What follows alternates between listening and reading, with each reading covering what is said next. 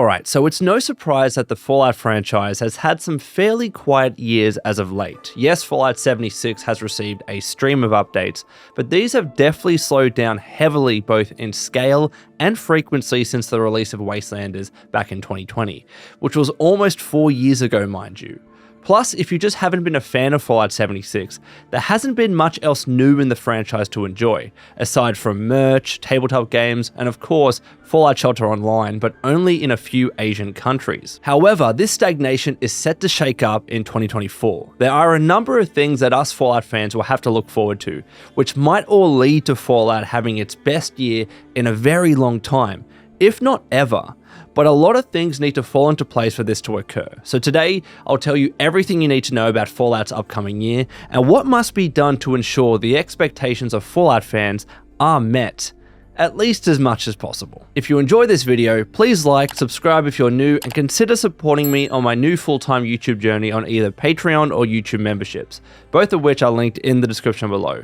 A big shout out to our existing Paladin, Sentinel, and Elder members too, including Daniel Davis, Maytales, and Kalina. So let's start off with Fallout 4's NextGen update. In probably the hardest to find announcement ever, Bethesda Game Studios announced a NextGen update for Fallout 4 all the way back in October of 2022. This announcement was buried in a Fallout 25th anniversary article right at the bottom where BGS stated the following. Prepare for the future. A next-gen update is coming to Fallout 4. Coming in 2023, this free update will be available for Xbox Series X and S, PlayStation 5, and Windows PC systems, including performance mode features for high frame rates, quality features for 4K resolution gameplay, bug fixes, and even bonus Creation Club content. But since this announcement, Bethesda went absolutely radio silent on Fallout 4 Next Gen. No further updates, no information, or anything else for the vast majority of 2023. Now, understandably, a lot of their focus was launching that little old game known as Starfield, but they quite explicitly did say that the Next Gen update was meant to drop in 2023. Even Pete Hines, the former head of publishing and communications, said he tried getting an update before he left the company, but there was, quote, nothing concrete he could share. At this point, we all pretty much assumed that Fallout 4 Next Gen was not going to be dropping in 2023, but Bethesda absolutely needed to tell us that was the case before the year was out. Then finally, on 14 December 2023, Bethesda Game Studios announced via the Fallout Twitter account the following. Quote, thank you for your patience with us as we work on the Fallout 4 Next Gen update. We know you're excited, and so are we. But we need a bit more time and look forward to an exciting return to the Commonwealth in 2024, end quote. Now, they took their sweet time, but at least we finally got that confirmation. Maybe they shouldn't have announced it so far in advance if they weren't absolutely sure of a 2023 release, especially since they were working on literally their biggest game ever, but I digress. So we know that we're getting Fallout 4 Next Gen sometime this year. If I was to guess as to the release date, ideally it would be released on or around the 12th of April to coincide with the release of the Fallout TV show. More on that later. But I would not be surprised if it had to be delayed even further due to BGS already committing to releasing updates for Starfield every 6 weeks starting February, and also with The Elder Scrolls 6 now being out of pre-production. But what are we actually getting in this next-gen update? Well, let's break down what they said all the way back in the announcement of 2022. First, performance mode features for high frame rates. Now, as we all know, Fallout 4, like with many BGS games, had a soft frame rate cap of 60 frames per second. If you tried to run your game beyond that, you likely get all sorts of physics issues. However, modders have since released high FPS physics fixes, which resolves this for PC players. But I would just assume that BGS is going to bake this into the base game by default on PC. It might even go as high as Starfield's frame rate cap of 165 to 167 FPS, which was discovered by Digital Foundry. Now, to be clear, what I'm describing here technically isn't a performance mode. It's just about lifting the frame rate cap for those on PC with the hardware that can support it and without the need to mod the game. So of course, I also do assume that BGS will implement an actual performance mode across mainly Xbox and PlayStation in order to allow console players to also achieve frame rates beyond 60, albeit at a cost of a reduced resolution and quality. Ideally, we get both of these things so everybody is happy, but we'll see. Second, we will be getting quality features for 4K resolution gameplay. This could honestly mean anything, but in my opinion, at minimum, the following needs to be included. High quality 4K textures, improvements to shadows and lighting, DLSS, FSR, and XeSS upscalers, and possibly even ray tracing. This, of course, is not an exhaustive list, but just some of the things which I think most players would expect from their video games now in 2024. Third, we have bug fixes, and oh boy, this is going to be a big one. Look, I love Fallout 4, but I could sit here all day and list a ton of bugs which absolutely need to be fixed by the next-gen update. So here are just some of the main ones. Crashing in downtown Boston, the NVIDIA debris crashing bug, the 0KB glitch with save files due to Creation Club, the getting stuck at terminals glitch, the infinite elevator glitch, cars randomly killing you in survival mode, or major quest progression blockers, and so on. Part of me also wishes that all the fixes in the unofficial patch were just bundled in with the base game, since it already addresses so many things left unfixed in vanilla Fallout 4, but I do kind of like how that team operates independently and can fix issues much quicker than BGS. Either way, bug fixes undoubtedly have to be the biggest component of the next-gen update. I want to see lines upon lines of patch notes here, Bethesda. And finally, we have bonus Creation Club content. Obviously, Creation Club is no longer a thing, and we now have creations. I covered how the system works in Skyrim in a recent video, which is linked in the description below, but to summarize, we can expect a very similar system in Fallout 4. Free mods and Creation Club items will be brought together under the creation system, and instead of being hired and paid by Bethesda, modders can now apply to be a verified creator to sell mods and receive a royalty from sales. Now, I have my fair share of thoughts about this new system. I will always support the ability of modders to be paid for their work. They absolutely deserve it. However, on the other hand, I do worry about how high the prices currently are for creations in Skyrim, which are anywhere from $4 to $7 USD per mod, and we still don't know what percentage verified creators are receiving under the new royalty system. This used to be as low as 25% back when paid mods first launched on Steam, which was atrocious.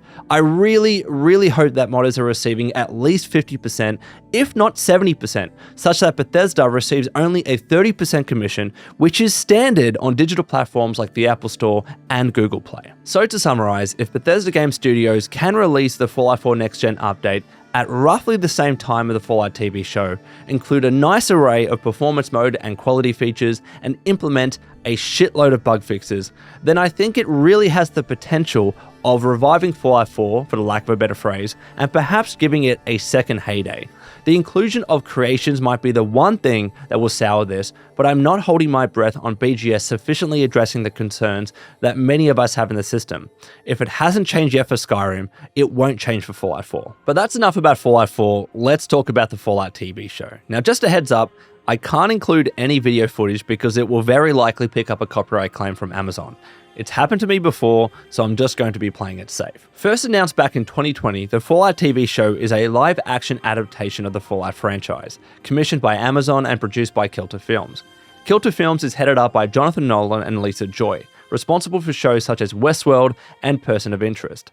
Geneva Robertson-Dorette and Graham Wagner are the executive producers, writers, and co-showrunners. Geneva has experience writing Captain Marvel and Tomb Raider, and Graham Wagner with Silicon Valley, Portlandia, and The Office. Other executive producers include, of course, Todd Howard for BGS and James Altman for Bethesda Softworks. Then jump to December 2023, we finally received a teaser trailer and much more information about the show. Set to release on 12 April this year, Amazon have summarized the show as such. Quote, based on one of the greatest video game series of all time, Fallout is the story of haves and have-nots in a world in which there's almost nothing left to have. 200 years after the apocalypse, the gentle denizens of luxury Fallout shelters are forced to return to the irradiated hellscape their ancestors left behind, and are shocked to discover an incredibly complex, gleefully weird, and highly violent universe waiting for them. End quote. In terms of the cast and characters, Amazon has told us the following. Ella Purnell plays Lucy, an optimistic vault dweller with an all-American can-do spirit. Her peaceful and idealistic nature is tested when people harm her loved ones. Aaron Moten plays Maximus, a young soldier who hides his tragic past as he serves in a militaristic faction called the Brotherhood of Steel. He believes in the nobility of the Brotherhood's mission to bring law and order to the Wasteland and will do anything to further their goals. Walton Goggins plays the Ghoul, who survives the Wasteland as a bounty hunter. He is pragmatic, ruthless, and hides a mysterious past. Kyle MacLachlan plays Overseer Hank, the overseer of Vault 33 and Lucy's father. He is eager to change the world for the better. And there's even the dog CX404, who will be featured in the series as a companion navigating the post-apocalyptic world. Now, I have lots of thoughts about the Fallout TV show. Overall, I'm definitely excited. I thought the teaser trailer looked great, especially with the set design of the vaults and other environments. And the look of the vertibirds, power armor, and creatures like the radroaches and Yaoguai looked awesome too. The Yaoguai in particular was freaking sick. They picked a great track too with I Don't Want to See Tomorrow by Nat King Cole, which gives me hope for the rest of the show's soundtrack. The cast has some great experience from shows such as Yellow Jackets, The Hateful Eight, Twin Peaks, Deadpool, and The Boys. Walton Goggins, in particular, is probably the most perfect casting of a ghoul you could possibly ask for, and I've always loved him as an actor. There's also clearly some blood and gore sprinkled in with humor, which of course fits the Fallout universe to a T. It looks like we're even going to have some pre-war and Great War segments, which is awesome. Plus, the show is going to be based on the West Coast in Los Angeles, around the same time as the games, which is really cool to see, especially for fans of Fallouts 1, 2, and even New Vegas. Though not everything is perfect, of course. Seeing one of the writers only with experience from Captain Marvel and Tomb Raider gets me a little concerned. Some of the choices in the trailer were a bit odd too, like the inclusion of a Cyclops character, which we've never seen in the games to date. And that's fine, but also, no matter how hard Hollywood tries, Cyclops characters just never look that good, and Doctor Strange is another example of that. It just looked a bit off to me. Plus, now that it's been confirmed by Todd Howard himself that the Fallout TV show will form part of the official canon of the Fallout universe, anything they do will technically affect the franchise and games moving forward permanently, even if in minor ways. Part of me was hoping that the series remained non-canon, so the creative liberties they'll inevitably take are standalone and independent of our beloved franchise. Though, on the other hand, this might actually force them to respect the lore a bit more. I don't know. All I am saying is Rings of Power is an example of how not to do things here. So let's see how they approach it. And finally, just reading the character bios gave me this weird, happy-go-lucky vibe, and I don't know how serious the overall story and tone is going to be. Yes, the Fallout universe has its fair share of humor and hope, but I really bloody miss the bleakness of games like Fallout 3 and New Vegas, and I think it would work perfectly with a TV show. I'm fine with Fallout 4 vibes, mind you, that was the nature of the game, but I just hope they don't Marvel-fy the Fallout universe. At the end of the day, it just needs to be good, otherwise it will join the growing pile of failed video game adaptations. Now it's time to address Fallout 76. This again is a topic that I've covered in a recent video linked in the description below, but it's important to bring up again now. Fallout 76 is set to have a pretty decent year, which only bolsters Fallout's overall offering in 2024. December 5 of last year saw the release of Atlantic City Boardwalk Paradise, which is essentially part 1 of Bethesda Game Studios' plans for the Atlantic City region. It is definitely the least exciting part of Atlantic City, having only introduced the new location in part with a couple of expeditions. Part 2, on the other hand, is a bit different. Set to release in spring 2024, Atlantic City America's Playground will feature an additional mission where players can confront the legendary Jersey Devil, plus new story-driven quests and other areas to explore. I said this in a recent video, but I've decided to wait until Atlantic City Part 2 before giving it a go.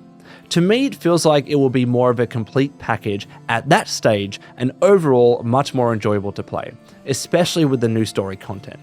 Even though the expeditions in Atlantic City are actually better than the pit from what I've heard, I'm just not a big fan of expeditions because all they do is fuel the underlying gameplay loop of Fallout 76, repeating the same things over and over to try and get all the rewards. What was once an incredibly addicting aspect of the game to me has now utterly burnt me out. So hopefully, there is a good chunk of that new content in Part 2 to act as a breath of fresh air for us all. But then, the really exciting bit. Bethesda Game Studios also announced that later in 2024, they will be extending Fallout 76's map more to the south, into the wooded heartland of Shenandoah. As part of this, we will see a new questline, faction, and rewards. A map expansion has been something that us Fallout 76 fans have wanted for an incredibly long time, and though it'll be taking us over 6 years to get it, at least it's finally happening. Fallout 76, in my opinion, absolutely nailed exploration and environmental storytelling, so to have something completely new in that department is awesome, especially when it's going to involve the Shenandoah National Park. It also looks like Vault 63 is going to form the basis of the story in this map expansion, which has been closed and completely unused in the game to date. Vaults are such an integral part of the Fallout franchise, so to have more of that lore fleshed out with potentially a crazy Vault experiment of some sort is going to be dope. And then to boot, BGS alongside 011 is going to revamp the game's seasonal events a little bit, with some new events that we haven't seen before, in addition to more features when it comes to camp building and exploration. So honestly, this is probably the most excited that I've been about Fallout 76 in a very long time. BGS is finally giving us a lot of the content and features that we've long been asking for, especially the map expansion and new story content. But as always, we need to be cautiously optimistic here. Look, I love Fallout 76 and the dev team, they hold a special place in my heart, but at this stage I do worry about how many people are actually left working on this game. The vast majority of BGS has clearly moved on to Starfield and The Elder Scrolls 6, and even though 011 and potentially other studios are still involved, we've never received a content update as substantive as Wastelanders was back in 2020. Every update which has provided us with new story content since then has been incredibly short. Steel Dawn was about 3 to 4 hours long, Steel Rain about 4 to 5 if you didn't rush it, and all other updates were more or less mostly about adding repeatable content rather than narrative-driven story quests. I'm at the stage in my Fallout 76 cycle where only actual story content will bring me back, so Atlantic City Part 2 and the Shenandoah map expansion need to have decent chunks of that in order for me, and likely many other lapsed 76 players, to feel satisfied. And finally, this video would not be complete without mentioning something else Fallout related that, while not necessarily official, has been 3 years in the making and is still something that absolutely every single Fallout fan should be keeping an eye on. Fallout London. The team behind this massive DLC-sized mod recently came out with its official release announcement, updating us on a ton of important information. The mod is now at a functional content complete stage, but needs to undergo further polish and testing. The team has crafted London from the ground up with 15 boroughs available to openly explore, like Camden, the City of London, Greenwich, and Westminster. There are 11 world spaces, 337 interior cells, and 7 unique settlements where you can build. The team even said the total area of Fallout London's world is as big as Fallout 4's base game Commonwealth plus Far Harbor combined. They've made a huge number of 3D assets too, like armor, environment, creatures, and weapons from scratch. There's even a new variant of the Pip-Boy called the Attaboy, which includes custom animations for stats, perks, and quests. The music soundscape has been overhauled too, with new tracks and radio stations. The crafting, perk, and dialogue systems have all been revamped, with even skill and perk checks in dialogue. Fast travel is available via trains, taxis, and boats. We're getting dynamic weather and new animations like ladder climbing and swimming. And then there's quests. Fallout London has 53 main quests, 33 side quests, 25 faction quests, 64 miscellaneous quests, and 16 game quests, all with an emphasis on player choice. There's even 7 companions including a dog, and they come along with 5 companion quests and their own voice dialogue. Astonishingly overall, they've recorded over 90,000 lines of dialogue for their characters, which is just insane, but importantly, the protagonist is still silent. Lastly, the release date of Fallout London has been confirmed as April 23rd. So, with Fallout 4 Next Gen, the Fallout TV show, Fallout 76's map expansion, and Fallout London all set to drop in 2024, perhaps now you can see why I believe 2024 will be one of the best years for the Fallout franchise in a very long time, if not ever.